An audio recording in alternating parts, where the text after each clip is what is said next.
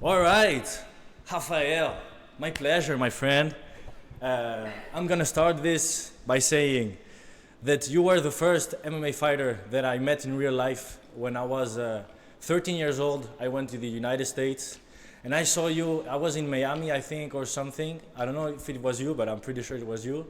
And I saw you, and you were the first MMA fighter that I saw. It was at a place eating, and so it's my pleasure to have you as the first MMA guest of the channel and everything. So it's a huge pleasure, huge honor. How is everything going, man? Perfect. Thank you for having me. Everything going good.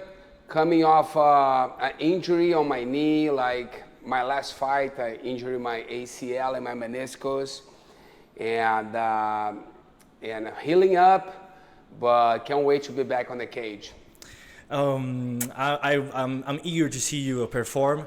Last time you came to Valencia, you said something very interesting to my coach. You said that Valencia was like Rio, but without violence. So like, what's your take on Valencia? What do you like about it? What's your feeling about the city? Yeah, Valencia is great, man. People are happier, like I like the people here in Valencia. The weather is great too, and the food is amazing. And I really like it. And that's it's like California pretty much. The weather is good all year round, and yeah, that's a great place. It's one of my favorite places in Europe. Okay. You came here for a seminar. It was great to have you doing some gi techniques because we think of you as an MMA fighter, but you actually started being a jiu-jitsu fighter. You want in faixa roxa, you want words, right? Mm-hmm. You want also Brazilian in blue belt. And so, how could you tell me a bit more about how did you enter into your martial arts journey, especially into the jiu-jitsu journey, and yeah, just the little stories about you. I'm curious about it. Sure, I started Brazilian Jiu-Jitsu when I was 8, my first time at the gym. But it was a place that I had to pay. It wasn't for free. And I trained for about 6-7 months, and we ran out of money. I couldn't pay anymore, and I had to stop training. But I always had that on my mind, and I always want to be back at the gym, train again. But I couldn't find a good place to train and a place that would be for free. And one day, a friend of mine called me, like my neighbor, hey, I got a place for us to train for free. And I was 12. And he took me to this big school. It was a big public school in Brazil. But there was taekwondo, jiu-jitsu, judo, and capoeira for the students. The students could train it for free, right? And but it was really hard to get to that school. And they got me a free pass. Somehow he knew somebody there. I got a free pass to the school to just do the sports, right? And they offer food, breakfast, lunch, and dinner. So I was pretty much there the whole day training jiu-jitsu, and since there I never stopped. And then I trained. That was in Niterói, Rio de Janeiro, in Niterói. Same place that Ricardo Arona is from, Durinho is from. I was going to school with Durinho, like... Really? Yeah, he was 1 year younger than me. I was like second grade, he was first grade. Right. Like we were that young. And I was best friend with his brother. Really? Todo Duro, yeah. And we really good friends. And then I started training, man. I never stopped. And then I moved to Belo Horizonte when I was 16. And then I met Thiago over there. I started training with Caveirinha and went all the way to the black belt. Damn, I've heard some crazy stories about the days in Belo Horizonte. I mean, what's like? I need to understand the bus situation, bro. Like, Thiago told me that you went on a trip to do some championship, and like I don't know how, but you managed to put like a lot of the white belts, I guess, into the toilet of the bus, and you managed to put like how many guys did you put in there? Yeah, it was like I was in charge. I think I was a brown belt at the time, and we were like back in the days like white belts and blue belts, they don't even talk at the gym, you know. We want to make sure they like respect, and we have that hierarchy, like really strong at the gym. And like blue belts, man, could barely talk, and white belt even worse. And we kind of make sure that if they do something bad, they're gonna pay for it. And I was in charge for that boys. We went from Belo Horizonte, like 6 hours trip to Rio, and it was the Brasileiros. And I was taking everybody. I was in charge for the boys, and the blue belts, they were like talking too much and trying to be fun at the bus. I say, hey guys, you guys gonna go to the bathroom. And then we put maybe 6, 7 guys inside the bathroom. And we start shoveling them in the bathroom and trying to close the door. You guys gonna stay there for half an hour. But have you seen how big was the bathroom? On the bus is so small. And they go like on top of each other. And as we close the door, the window fall. Like we almost have some guys falling on the street, on the road, on the freeway. And then we let them go. But yeah, those trips was wild. Like we couldn't even sleep. It was, you know, traveling through the night, but we just fighting and making the bullying was different level. Yeah, dude, it was different times for sure. Also, I've heard that if you didn't have any, how do you call that, oreiller, a pillow. And man, those white belts. You getting those from the white belts, man. If you forgot anything, it was on the white belts. Like it's very funny to me because we lost a bit of that thing. Nowadays, you know, jiu-jitsu is much more, you know, family friendly and more, you know, it's more mainstream. So we lost a bit of that stuff. But I find it very, very funny. What was the feeling? Like, what was the first time that you realized that you were actually good for martial arts? Yeah, like, and then we have like, I start training a lot when I moved to Belo Horizonte, because in Rio, I was training pretty much every day, but later on, I lost the membership that I had with that school, I ended up losing. Okay. My mom caught me, I skipped school for maybe 6, 7 months straight. Like I was going to the gym, staying there all day, breakfast, lunch, and dinner, training twice a day, and my mom caught me. That's when she sent me to live with my dad in Belo Horizonte because they split. That's how I ended up being in Belo Horizonte. When I got to Belo Horizonte, I didn't know nobody, and all my friends was back in Rio, and everything I do was training. I was training twice a day. I stopped going to school, and I started like, and then I fought the Brasileiro. I was 17 years old, and I trained for maybe 2 months, a month or so, and then I fought the Brasileiro, and I won 5 matches, and I won. And then I saw, man, I'm good at it, and I started training because also I didn't have other options in my life, you know. Stopped school. The only thing that I had was jiu-jitsu. The only thing that I loved to do was jiu-jitsu. And then I started training twice a day, every day. And I got really good. And then I won big tournaments. I won the Mundial at purple belt. I think at purple belt, I've lost 3 matches. I lost to André Galvão. Really? Yeah, I fought André Galvão but like 2 times. Absolutes, in the absolutes? No, André Galvão was really light. What? Yeah. I fought André on purple belt. I fought André on brown belt. I fought Lucas Leite on the finals at 2003. It's like, okay, so Lucas Leite, it's one of my favorite fighters, but nobody knows it, you know, because it's an older generation. But I love it so much because he's Coyote, you know, he's really good. Bro, that changed my game when I was blue. I love this guy so much. So you fought Lucas? Yeah, on the finals, 2003 purple belt, lightweight. And how did it go? It was good. It was, I think I swept him, if I'm not wrong, or maybe I won by advantage. Well, it was a tough match. His guard was crazy, and I was on top trying to pass. I think it was like 2 points, maybe a takedown on a swap. I don't recall really well because it's been 22 years. But but it was good. And then after that, I placed twice on the Brasileiro on purple belt, on brown belt. Damn. I placed twice, and and then I started training MMA. That's yeah. Then I got a call, like one day I was at home and they called me. I was brown belt and they called me, hey, you want to fight MMA? This weekend, it was like 4 days. I never had to put a glove on my hand. And they would pay me, I think, 1,000 reais. How much? How much? 1,000 reais, about It's like, 180 euros. Yeah. Well, I mean, it's It was something. good money, Yeah. but 1,000 reais, I have never seen that type of money in my Of whole course, life. of course. And okay, I would fight against who? I don't think I even asked who we were against. And then I show up. The guy was huge. Was a big guy. I mean, he was on steroids for sure.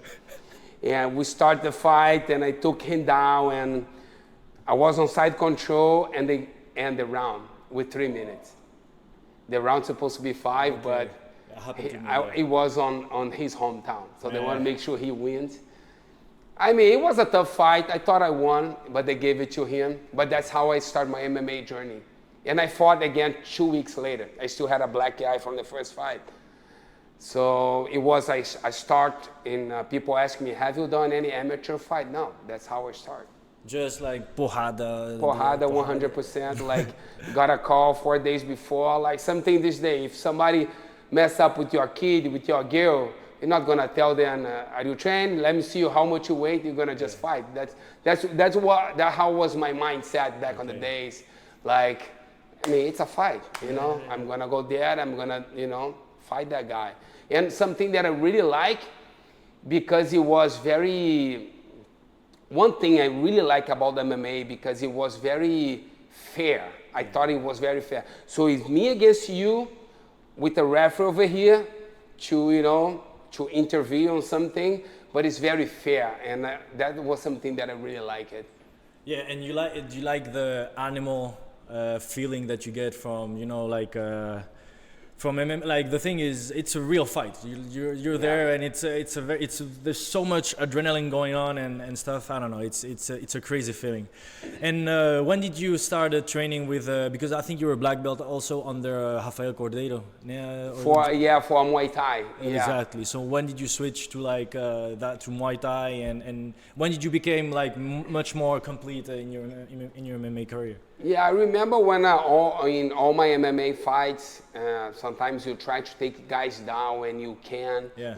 If you're not successful to get them down, and when the guy has a good striking, I hate that feeling, that trying to take the guy down and not be able to. I was getting really nervous because, man, the guy's beating you up, standing, you can't take him down, and I hate that feeling. And then I start training Muay Thai and boxing every day on the weekend, because I thought it took me that long to be good at jiu-jitsu, training twice a day for so many years. If I train boxing and Muay Thai 3 times a week, I'm gonna take so long. So I'm gonna stop training jiu-jitsu a little bit. I'm gonna focus on striking, and that's what I did. And within 7-8 months, my strike changed, because I was training twice a day, every day on the weekend, every day on the week. So, and I also went to Singapore on the beginning for Evolve MMA. I lived there for 3 months, and only with those Thai guys, training a lot of Muay Thai, and that was a game change for me as well. Oh, sure. And then later on, I got back to Brazil, and I sold everything I had. Because I had one car, Yeah. 10,000 euro car. I sold it, and I moved to US, and I moved to California. I started training at Black House MMA, training with Rafael Cordeiro, and then start like winning my fights and made it all the way to the title. Yeah, and so just I was checking to remember like what opponents you faced, and you faced everybody, man. You faced a lot of names. Like you have a lot of fights. Do you have some? You have a long type of record of hours in the cage, right? What's you think the biggest lesson you got from that much hours in the cage? What's like one of the things that you get out from it? Yeah, man. I think I got that many hours because I think the level of competition I got was such a high level, because I fought former champions. I fought guys. I don't know, just the level of competition. I see a lot of guys that they got more fights than me, but when I look to their record, I mean, they fought like some guys that they're not even on UFC, like guys, unranked guys. But I think my competition level is so high, and on that cage, I've seen everything, you know. I've seen worse, I've seen really bad, and but it's funny, even though like I've been there so many hours, every day is different, you know. When you step there, the air thicker, everything changed. That smell, the gloves smell different, and especially when you fight on a main event, as you walk to the cage, man, all that blood on the canvas, it just is different, you know. The smell, it's you on the arena, you're ready to, you know, to unleash the beast. And I think I can have 100 fights and I will have that same feeling. When I lost that feeling, when I walk in there, and I have that feeling that, okay, whatever happened, I'll stop fighting. Yeah. You know, the reason that I'm still fighting because win's so good. When you win, the feeling that you have is so good. And I want to have that feeling again a couple more times. And I still feel I got a lot on me. And night before, it's hard to sleep. I mean, I'm still nervous, I'm still feeling adrenaline, so I'm still caring about winning. The time that I stop caring about winning, I'm gonna stop fighting. Yeah, and we talked about it before on the seminar, but I think it's interesting to say it is. They asked you who was your toughest fight, right? And you said it was Tony. Can you explain just a bit for people why it was such a hard fight with Tony Ferguson? Yeah, I got so many tough fights, but you know, when the kid asked me today, the first guy that came to my mind was Tony, because we're talking about I think he was coming off 12, 13 win streak. We're talking about the prime Tony Ferguson. I believe that fight's supposed to be for Khabib because he was coming back. But I had just lost the belt, but they started pushing me hard to take that fight, and I took that fight. It was on the altitude in Mexico City. The preparation wasn't great. I mean, I had to go to Mammoth Lake, rent a place there, and bring fight camp over there. It was tough, but during the fight, I think I did better on the first round. I won the first round. But on the second round, I got a huge eye poke, like half of his finger went through my eye.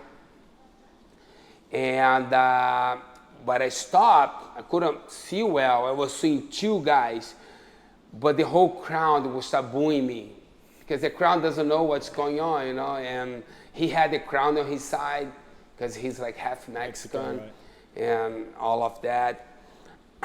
And I mean, and on the heat of that moment, I kind of, okay, fuck it, I want to fight. I believe if I had a good corner, because those guys that was on my corner, great guys, great friend of mine, but I didn't have a guy that had a good experience, like Andre Pederneiras. If I have a guy like Andre Pederneiras who tell me, look at me, hey, let's call the fight. Because fighters, we are too tough for our own good.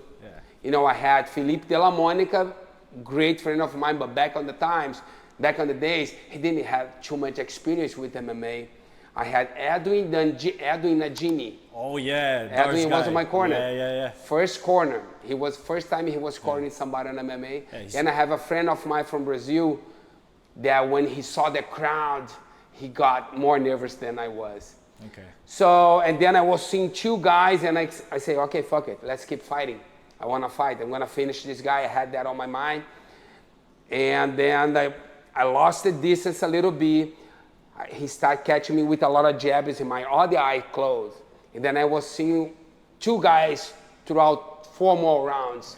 It was really tough. And I think I come back strong in the fourth round. I beat him, but I lost 3-2. You know, it was really tough. Me and him, I think we were I was on a wheelchair pretty much, I remember that, and he was on crutch as a wheelchair too. We were like beat up. That is crazy, man. That, like, and it was a five rounds. Like, it's crazy. like it always impresses me. Honestly, it's the cardio aspect of it because I fought MMA three times, and dude, after the first round, I'm dead. So I don't know how you guys do it for 5 rounds. Do you have any advice, like general advice for you preparation? Because I don't like. I swear to God, it always impresses me, guys doing 25 minutes of, for me, what is the hardest sport on earth. Like I'm biased obviously because I've dedicated my life to martial arts, but like do you have anything that maybe changed or anything that you can tell me about your preparation? Yeah, I think like one thing that too many guys, they get so tense and they get tired just by standing. They close their hands and they don't control their breath, and then like the energy goes down pretty quick. So I believe like you have to contract your body, you have to do strength when you engage, but when you disengage, you kind of have to loosen up your muscle. Some guys, I look at their fights, so they are standing like that, so the energy is going just by standing. And you gotta make sure, like when I get ready for my fights, I do a lot of short rounds, like 20 seconds by 20 seconds, a lot of short goals. That helps a lot when you're getting close to a fight versus what's the point of me training? Okay, I'm gonna do a 15 minutes round. I'm gonna fight 3 rounds, but I'm gonna do 6 rounds. So why are you doing 6 rounds if you're fighting 3 rounds? So you might as well do 20 seconds go by 20 seconds, 20 by 20, 20 by 20. So you're gonna develop that explosiveness, that you need. And versus do like, okay, oh man, I'm gonna fight 3 rounds, but I did 7 rounds. So it doesn't make sense. You're not gonna fight for 7 rounds. You might as well do 3 rounds and get out of that dead, then finish the 3 rounds. Oh, I still got more on me. So you might as well do everything and put everything you got throughout those rounds and get ready for 3 rounds. That's exactly what GSP was doing for preparing for his fight. It was like, I'm fighting 3 rounds or 5 rounds, then the sparring is going to be 5 rounds. Like I'm going to be sure to be dead after the 5 rounds, but it doesn't make any sense, to go more. So I like that philosophy. So now you still got a 4-fight deal left with the UFC. You had to fight actually this week, right? But you couldn't because you have is it ACL or is it meniscus and ACL injury? So unfortunately, it wasn't possible. But what are your plans for fighting? Yeah, I was really excited to fight in Brazil, but unfortunately, I had a good opponent. I'm trying to keep that same opponent for later on. I don't think I'm allowed to say who was the guy. But yeah, I was excited to fight in Brazil, my hometown. But unfortunately, I think I have to push back to December to make sure I'm well prepared. But yeah, I can't wait to get back to the octagon. So I gotta heal up. I had another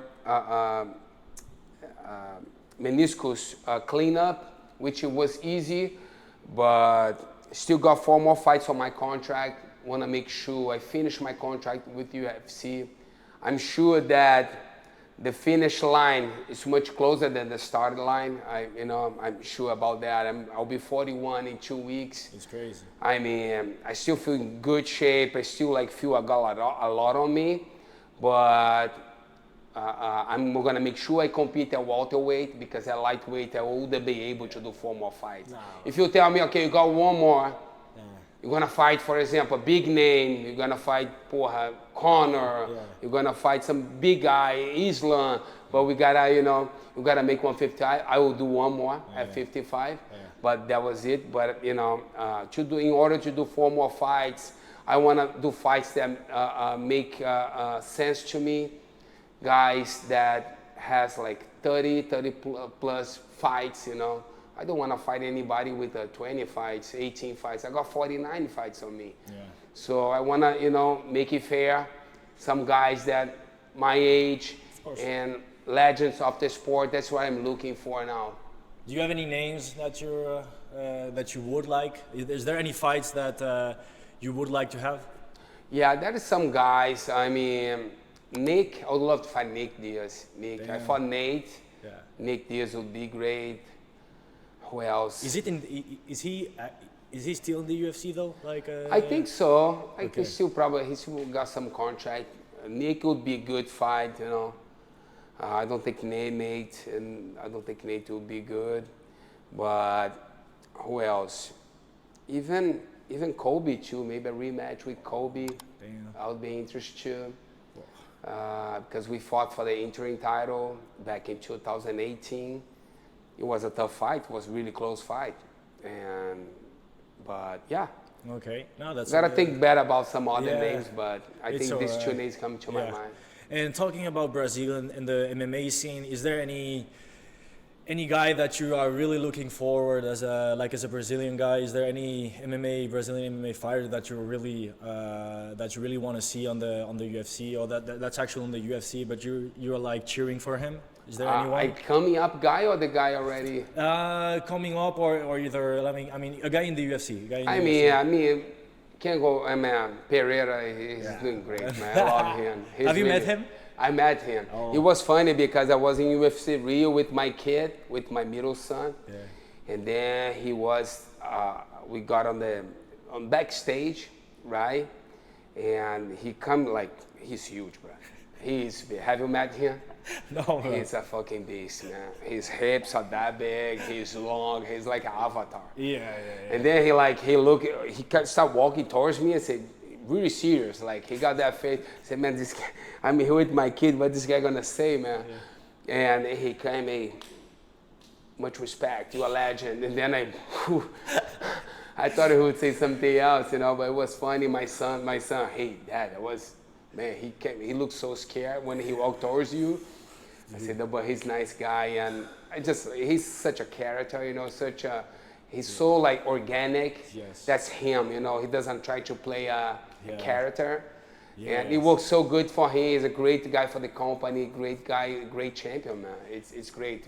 It's crazy to see. Put on great fights too, man. Yeah, and it's crazy that, I mean, the whole story is crazy. Just the story with Adesanya and stuff. It's great, but it's also so cool that to see someone who doesn't talk too much, doesn't Yeah. talk shit, you know, doing his own thing, but then goes to the cage and Yeah. everybody fucking loves it. Yeah. You know, I don't know anyone who doesn't love it. It's just Yeah. it's a crazy guy. And the last one was awesome. I love it. It's, I mean, yeah. Have you seen the reel on Instagram he with the posted? tiger. The Borasha, yeah. Wow. So funny. I send it to my girlfriend. I'm like, bro, like you have to. It's so funny. Yeah. And do you watch any jiu-jitsu now? Coming back to the jiu-jitsu scene, I mean, the jiu-jitsu has changed so much in the last 10 years, man. When you started, there was no money in jiu-jitsu, and now you start seeing competitions. You know, CGI, the guy made $1 million. CGI 2, you know, ADC, well, you know, all the competition. What's your opinion about how the jiu-jitsu is going, where it's going, and all about it? Yeah, it's great, man. I think what Craig is doing is great. Like, I watched like CJI last show. It was amazing. First day, not too exciting, but once Craig said I'm putting extra 50 grand for whoever got the finish, it changed.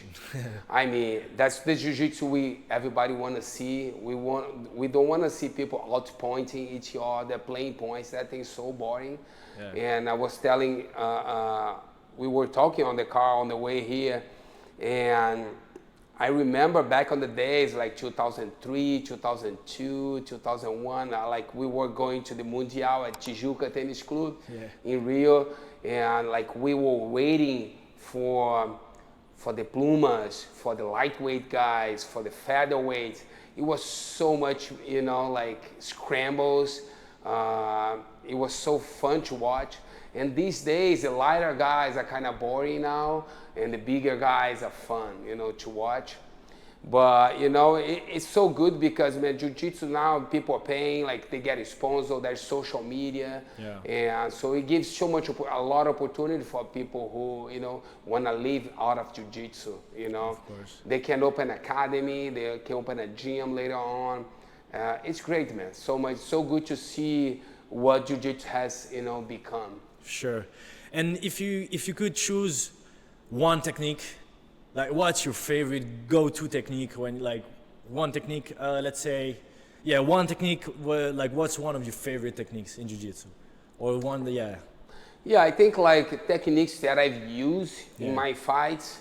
I like the top game. I always like the top game, and the katagatame. It's one of my. I've got this finish in UFC twice already. I finished Kevin Lee and Neil Magny with that, and it's one of my favorite. You know, once you land on top, and katagatame is my favorite. Dude, there's some guys that are hard to finish on katagatame, right? Yeah, some guys are pretty hard.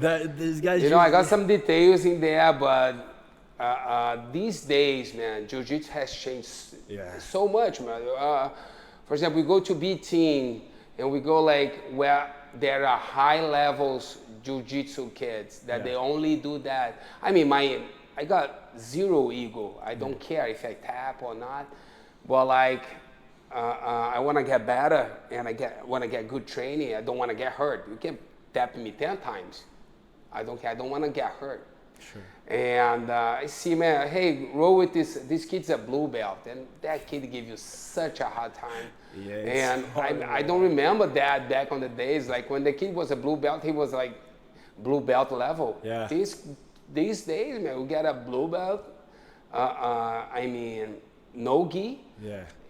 The kids are just too tough. Yeah, it's scary, man. It's Yeah. like the once you advance into your martial arts journey, you realize belts don't really mean anything. You've seen Rafa yesterday. So tough, man. Bro, he's like a blue belt. It was my first day back yesterday, and Thiago said, "Hey, go roll with Rafa." That kid, man, if he does, you know, things right, he's gonna be like a new. It's gonna be a problem, It's gonna man. be a problem because I was having such a hard time. I mean, it was my first day back, but the only way to do stuff with him would be punching him on the face. Other than that, it would be pretty hard. I have to get leg lock saying otherwise, bro. He almost knocked me out on the Arai Goshi yesterday. Yeah. So that's okay.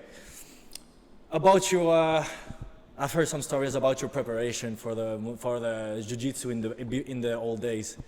Can you tell me more about that? Yeah, I mean, it was crazy days, and I was living in Belo Horizonte, right? Yeah. Where is all the parties. I always like party, go out and drink with my friends, and kids don't do that. Exactly. And it's not. I feel that I could. You will only get UFC champion if you do it. I mean, I could get way quicker Yeah. on my goals if I was doing the right things, right? But like we were kids, man, 18, 19 years old. We wanna, and from Belo Horizonte, it's very different than Rio. Our culture in Rio, like, it's funky, and we like to go to the baile funks and having a good time and drink and dance and all of that. And in Belo Horizonte, it's different. Doesn't have that as much. And then I was feeling kind of lost over there, but I got great friends over there. But all the tournaments was in Rio. By the time I was back in Rio, I don't want to wait for after the fight. So I was fighting on a Thursday, so I went out Friday, I went out Saturday, I went out Sunday, and a little bit Monday, I think. And I was drinking all day, every day. All the times that I went out, I was drinking. And people, hey man, how are you gonna fight on Thursday, man? You still drunk? How? But I went there and I did great. I was in really good shape. I was like 18 years old too, And you won, right? I won the Mundials this year. Well, it's a crazy story because every time it's actually a story that I always think about when I'm preparing for a competition, when I'm being I'm just little details, and then I remember and I'm like, bro, Rafael won a Don't do competition. that. No, but you mean like if you like so like it shows you that if you're strong mentally, you can do a lot of stuff, right? Because sometimes I'm like, no, I'm not gonna, I'm not gonna do this or that, and then I'm like, well, fuck it, bro. If you know jujitsu, you have to go there and be mentally tough. Yeah, but like when you do, maybe I didn't even care back on the time, like I don't care. Yeah. So I got no pressure. Yeah. I think that maybe helps too, you Sure, know. yeah. And we don't have this education that we have these days. Like I just like don't want to miss. Okay, I'm gonna waste all this time here and not going party with my friends because I miss them. But I mean, it wasn't. But we don't have this level of information that we have this day, you know. Yeah. And the food and everything that we eat back in the days, like, I mean, to cut weight, I was eating, how it calls, like, You can say in Brazilian. miojo. Miojo que é? Miojo. That Mais Intes pasta. Very like 50 cents. okay. That was my pre-workout Okay. with honey. Then I was eating like a biscuit.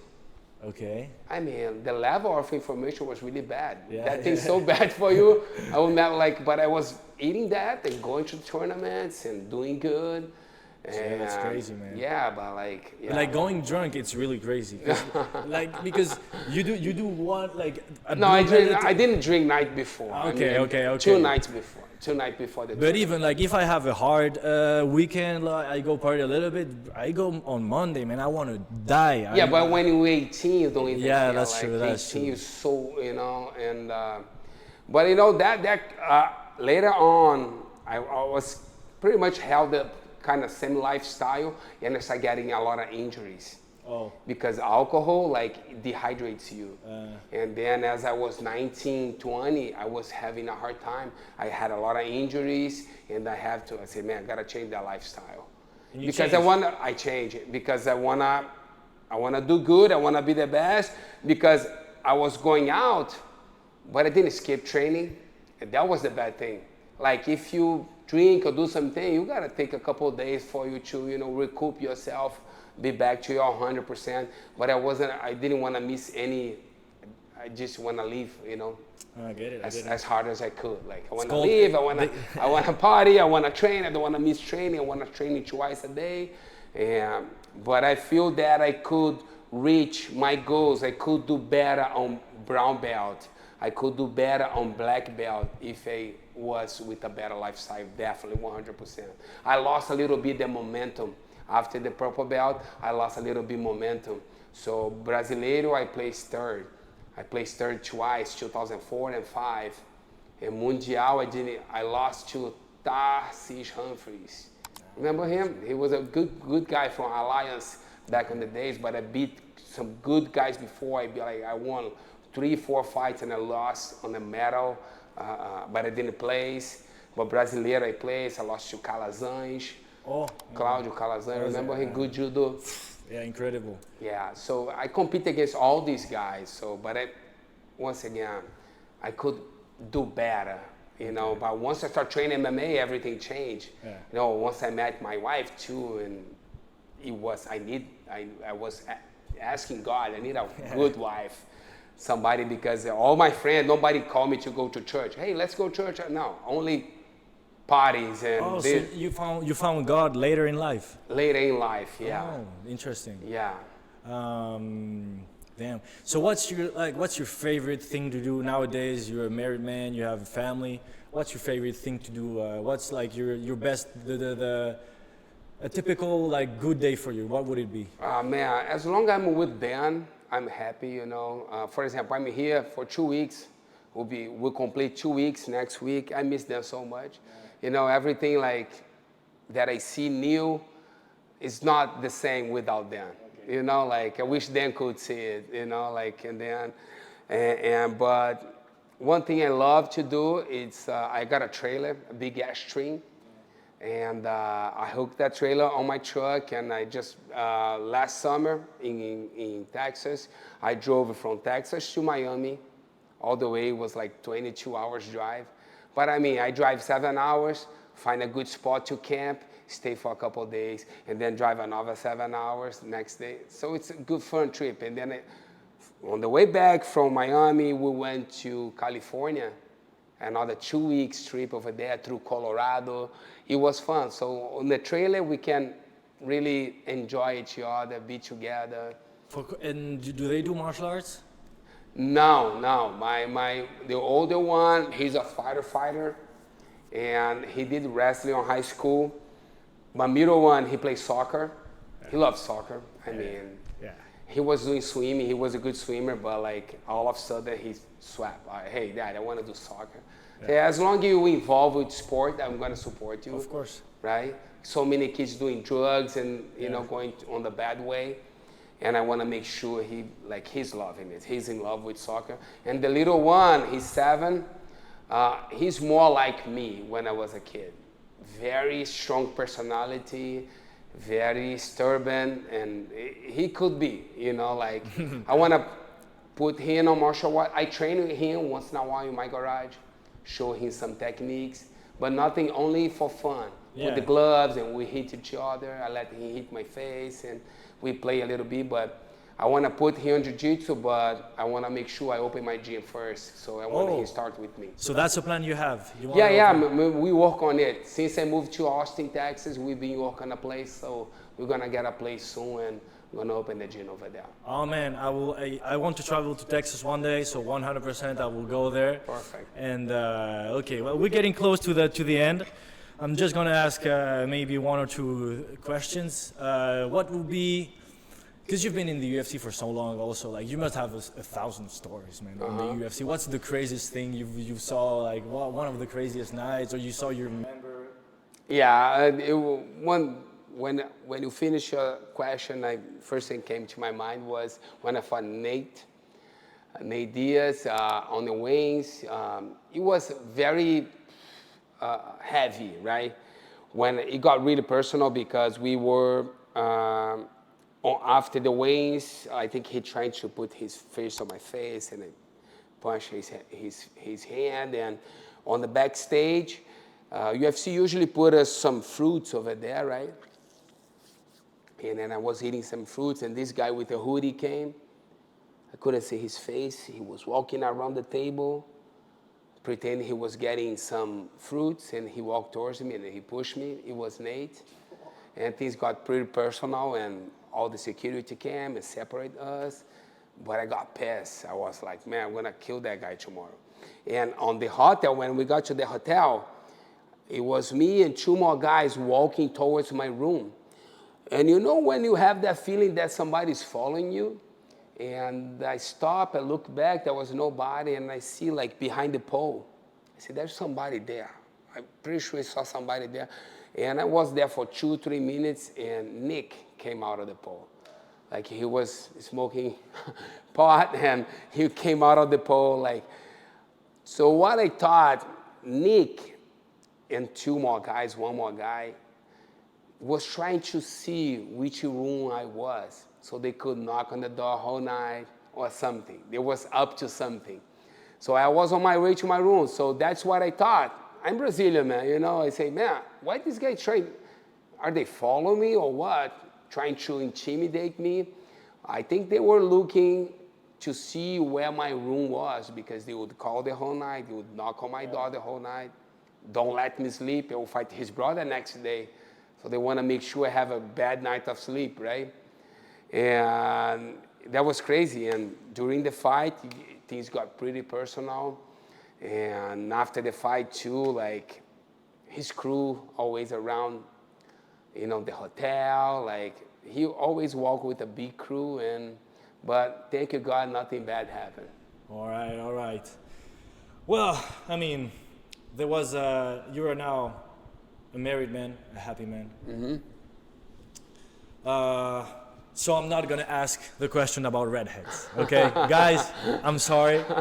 This is not. You can ask. I'm married a blonde. You know? Yeah, you can say. What's your opinion on redheads? You prefer blondes? I prefer blonde. My wife is blonde, so. So that's it, guys. Las pelirrojas para mí. And last thing is, what do you think about Spanish Jiu-Jitsu? It's man. I mean, I came here 3 years ago, and what I saw today, it's. I mean, it's. It has developed so much, and I see tough kids on the mat, and it's only the beginning, man. It's gonna, so many gyms all around. I was in Barcelona too. I had 2 seminars over there at Gracie Barra Barcelona and Aranha Jiu-Jitsu too with the young Cabral, which is, we compete when we were 16, 17 years old. It was good to see that too. Okay. And 2 gyms, and my friend in Barcelona, 2 big gyms, a lot of kids, a lot of students. Thiago here with 3 gyms, and we're gonna open his 4th really soon. So it's great, man. It's great to see that, and how jiu-jitsu changed people's life. Like it changed my life. And sometimes you see a kid, they don't even look you in the eye, always shy, and after a couple of months of training, make good friends and make new friends, and it changed for completely the behavior. That's why I'm looking to open my place too, because I want to make sure people like get the best out of themselves and change their lives, man, through jiu-jitsu. Of course, I think that's why we all are passionate about it. It's because we know it's such a useful tool to change, to improve as a person, and just to create. It's just a beautiful tool, and I think that's why we all like it, man. So it was a pleasure having you. Is there anything just before you go? You have to say Spanish Jiu-Jitsu, because that's the tradition here. And I mean, is there anything else that you want to add? That you want to, anything you want to say? Now, looking forward to to be back training, and looking forward to open my business. When I finish my fights, formal fights, when I get opponent, get a win, get back on the win column. And it's been good. It's been, I'll be here like for another week, teaching a lot of seminars, getting to meet new people, It's been great, man. So I'll be in the cage soon. Okay, well, was a pleasure. Good Spanish Jiu-Jitsu. Spanish Jiu-Jitsu. Spanish Jiu-Jitsu. Well, Os. thank you. Thank you, brother. Thank you.